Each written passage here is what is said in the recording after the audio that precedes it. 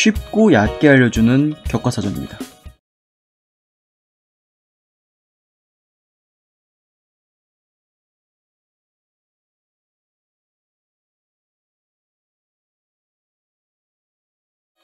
(7월 12일에) 열린 UFC 251 타이틀전 3경기에 대해 쉽고 얕게 알아보겠습니다. 자, 우선 기존 챔피언이었던 헨리 세우드의 은퇴 선언으로 공석이 된 벤텀급 타이틀전, 원조 스트라이커 맛집 조제 알도와 새로이 떠오르는 신흥 빠따 페트로얀의 경기입니다. 1라운드 활발한 앞손 거리 싸움으로 서로의 파괴력을 경계하며 신중한 탐색전을 계속 해나갑니다. 이 팽팽한 긴장감을 먼저 깬 건 페트로얀. 뜸에 이은 반박자 느린 투 스트레이트가 알도에게 무섭게 적중합니다. 하지만 큰 데미지는 아닌 듯 금세 회복하며 자신의 타격거리를 지키는 알도입니다.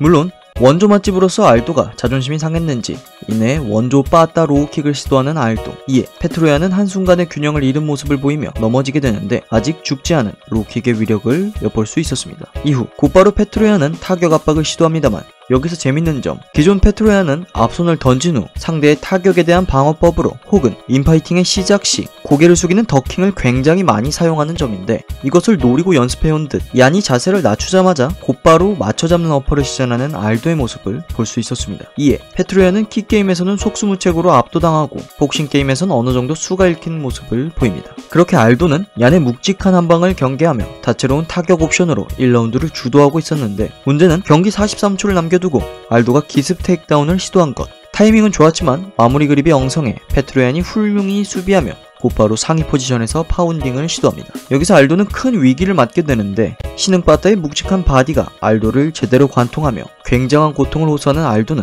남은 14초 동안 생존 모드에 돌입합니다. 그대로 경기가 끝이 날 뻔했지만 생존에 성공한 알도. 경기 내내 타격전을 주도하는 알도의 마지막 선택이 참 아쉽습니다. 2라운드 시작하자마자 굉장히 인상적인 장면인데, 1라운드에서 복싱 스탠스로 서로의 타격을 간봤던 둘이 2라운드 시작하자마자 무에타이 스탠스를 들고 나온 것. 레슬링은 서로 좋을 게 없으니 오로지 타격만으로 승부를 보자는 상남자들의 기백이 느껴졌습니다. 아무튼 조제 알도는 물 만난 고기마냥 로우킥으로 페트로얀의 다리를 공략했고, 이에 페트로얀은 급하게 사우스포로 스위치했지만 그렇게 높지 않은 완성도를 보여주며 알도의 절묘한 타격거리에 좀처럼 대응하지 못하는 모습을 보입니다. 폼은 일시적이나 클래스는 영원하다라는 말이 있듯 아직 죽지 않는 모습을 보여주는 조제 알도의 타격 클래스가 돋보이는 라운드였습니다. 3라운드 여전히 폭넓은 타격 옵션으로 페트로얀을 효과적으로 공략하는 조제 알도, 그리고 앞다리의 데미지가 생각보다 높은 듯 아예 스탠스를 바꾼 채 시작하는 페트로얀. 경기 양상은 알도가 타격전을 주도하며 페트로얀을 효과적으로 압박했지만 2라운드와 달리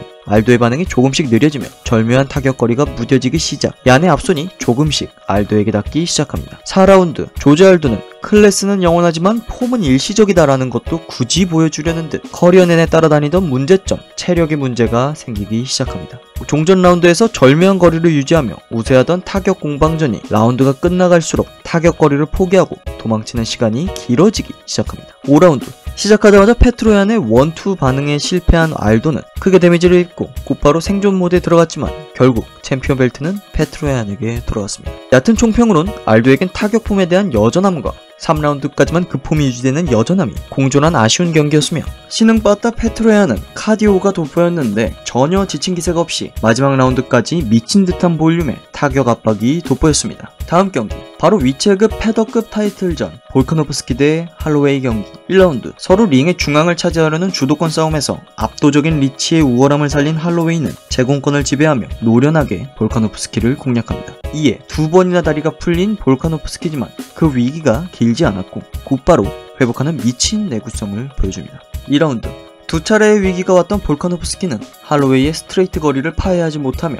중앙점에는 포기한 채 외곽을 돌며 아웃파이팅을 유지합니다. 이때 볼카노프스키가 타격거리를 깨고 안쪽으로 파고들자 할로웨이는 전경기 알도의 전력과 비슷한 맥락으로 맞춰잡는 어퍼 콤비네이션이 볼카노프스키의 턱으로 마중 나가게 됩니다. 이에 이는 준비된 어퍼훅이 날라오고 아웃은 할로웨이에게 제공권을 꽉 잡혀 있으니 인앤 아웃 파이팅에 제압당한 볼카노프스키는 그나마 인사이드 로우킥으로 짤짤이만 넣는 모양새가 됩니다. 결국 2라운드 막바지 파고드는 볼카노프스키에게 어퍼훅을 또다시 적중시키며 다리가 또 풀린 볼카노프스키. 다시 한번 타격거리를 지배한 놀라운 퍼포먼스로 할로웨이의 2라운드였습니다. 3라운드 볼카노프스키가 판정을 의식한 듯 서서히 템포를 끌어올리며 인앤아웃의 속도와 시도를 높이기 시작합니다. 3번이나 다리가 풀린 사람이 맞나 싶을 정도의 미친 회복력과 대담함을 보여주는 부분인데, 이에 할로웨이는 크게 동요하진 않았지만 괴랄한 체력과 회복력을 자랑하는 볼카노프스키의 압박에 타격거리는 지배했지만 템포까지 지배하진 못하는 모습을 보여줍니다. 결국 터진 수도꼭지 마냥 콸콸 쏟아지는 볼카노프스키의 인에 한 방 한 방 세기 시작하는 모습을 보여주는데, 여기에 볼카노프스키가 자랑하는 레슬링 압박까지 섞어주니 맥스 할로웨이의 완벽한 제공권과 전술이 서서히 무너지기 시작합니다. 4라운드 시작, 타격거리가 서서히 무너지긴 했어도 여전히 타격 주도권은 할로웨이에게 있었고 중앙 점유율 자체는 할로웨이가 더 우세했었는데, 4라운드 2분을 남기고 안쪽으로 파고드는 볼카노프스키는 완벽하게 더블 언더훅을 잠그는데 성공, 곧이어 아름다운 안다리 걸기로 할로웨이를 눕히는데 성공합니다. 하지만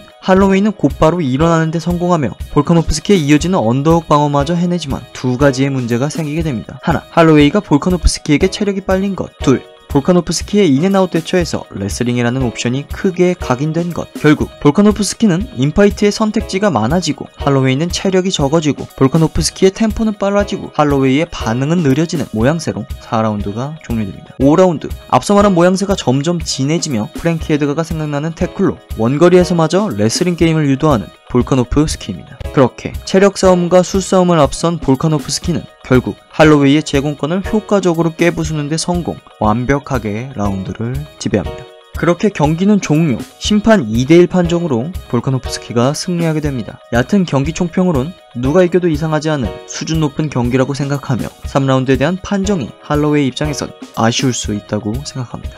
다음, 기다리던 메인 이벤트, 웰터급 타이틀전, 카마루 우스만 대 마스비달. 기존 도전자였던 길버트 번즈의 그 역병 양성 반응으로 인해 일주일 남기고 마스비달로 대체됐는데, 워낙 힘세고 오래가는 챔피언인 우스만을 상대로 얼만큼 준비된 카디오와 컨디션을 보여줄까 궁금했던 경기였습니다. 그렇게 경기는 마스비달이 타격으로 흥이 오를만 하면 우스만의 테이크다운 앤 클린치, 흥이 오를만 하면 테이크다운 앤 클린치, 그렇게 1라운드 만에 체력이 다 빨리며 경기 양상은 데칼코마니도 아니고 5라운드까지 똑같았습니다. 힘세고 오래가는 우스만의 전략은 해오던 그대로였고 마스비달은 애초에 전략을 준비할 시간도 없어서 경기 내내 한 방을 노리며 어떻게든 타격으로 빠르게 끝내고 싶은 모습이 엿보였습니다. 얕은 경기 총평, 분석할 게 따로 없었습니다. 마스비달은 5일 만에 웰터급 개최를 마치며 훈련은 고사하고 컨디션 챙기는데도 급급했을 텐데 경기 오퍼를 수락, 개최에 성공하며 경기를 나오는 프로다운 모습에 리스펙을 보내고 싶습니다.